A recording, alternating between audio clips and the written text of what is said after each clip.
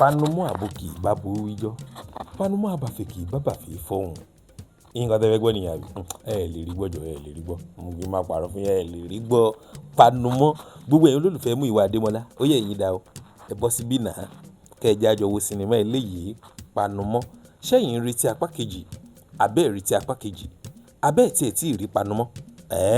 Bẹ́ẹ̀ báyìí tí ì rí. Ẹ máa lọ tààrà lónìí, kẹ́ ẹ lọ wò ó. Ó ti jáde sórí YouTube o. Ó ti ń ṣò. Sinimá tí ẹ máa gbádùn ni. Torí àwọn tó ṣiṣẹ́ nínú ilé yìí, àkọ́ṣẹ́ ni wọ́n ṣe. Ẹ mọ̀ pé Muyiwa Ademola kò jẹ́ fún yín lófo. Muyiwa Ademola wà nínú ilé yìí. Panumọ́ lórí Olúwaṣèyí Ṣódùnkẹ́ TV. Muyiwa Ademola, Jọkẹ́ Muyiwa, Ọdúnládé, Adékọ́lá, Afeez onílé èrò pọ̀. Mélòó ni kí n wí, mélòó ni kí n sọ. Ó yẹ ẹ lọ wo Panumọ́ lónìí. Ṣé ẹ̀ rí tí apá kejì? Àbẹ́ ẹ̀ rí tí apá kejì? Okay.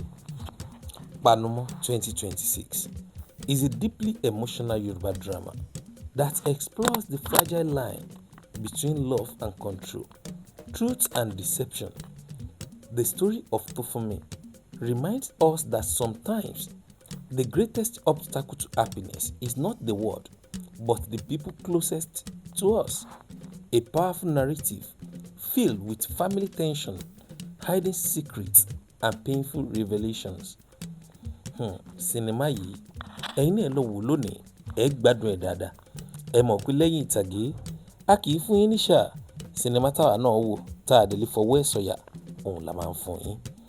Bẹ́ẹ̀ni bá jẹ́ ìgbà àkọ́kọ́ tẹ́ kàn ṣe alábàápàdé ìkànnì yìí, lẹ́yìn ìtàgé, ibi la ti ń ṣe àtúpalẹ̀ sinimá Yorùbá fún wa o. Bóyá ìta àti wò, èyí tó ń bọ̀ lọ́nà tàbí èyí tó ẹ̀ṣẹ̀ jáde. Panumo is now showing on Olúwaṣèyí Ṣódùnkẹ́ TV. Ẹ̀yin náà lọ wò náà. Are you expecting part 2? Like, comment àti share yín ló máa fi hàn pé ẹ̀ ń dúró de Panumọ́ apá kejì. Títí ìgbà mi tá a tún fi pàdé, èmi àti yín, a ò ní ju ẹni tí wọ́n ń wá o. Ó dàbọ̀.